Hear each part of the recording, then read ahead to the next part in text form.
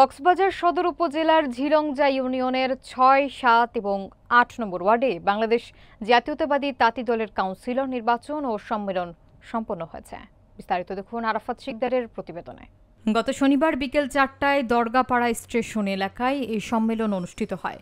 সম্মেলনে প্রধান অতিথি হিসেবে উপস্থিত ছিলেন কক্সবাজার জেলা তাঁতি দলের আহ্বায়ক জনাব ইমাম খালেদ স্বপন। তিনি বলেন, কক্সবাজারের মাটি এবং মানুষের নেতা লুৎফর রহমান কাজল ভাইকে শক্তিশালী করে আমরা একটি উন্নত কক্সবাজার গড়তে চাই। আগামী জাতীয় নির্বাচনে তাঁতি দল ভূমিকা রাখবে। প্রধান বক্তা হিসেবে উপস্থিত ছিলেন জেলা যুব দলের সিনিয়র সহসভাপতি ফরিদুল আলম।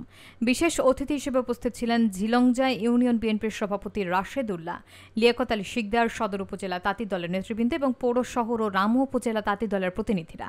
অনুষ্ঠানে সভাপতিত্ব করেন মোহাম্মদ সেলিম, সভাপতি ঝিলংজা ইউনিয়ন তাঁতি দল। সঞ্চালনা করেন সাংবাদিক এম.এ. হোসেন চৌধুরী। সম্মেলনে তাঁতি দলের ভবিষ্যৎ কর্মপন্থা এবং সাংগঠনিক শক্তি বৃদ্ধির উপর গুরুত্ব আরোপ করা হয়। আমি ভবিষ্যতে মনে করব এই ধারাবাহিকতা অক্ষুণ্ণ থাকবে। আপনাদের যে গেলবার ভোট দিয়েছিলেন তার জন্য আমি কাজল ভাইয়ের পক্ষ থেকে আপনাদেরকে কৃতজ্ঞতা জ্ঞাপন করছি।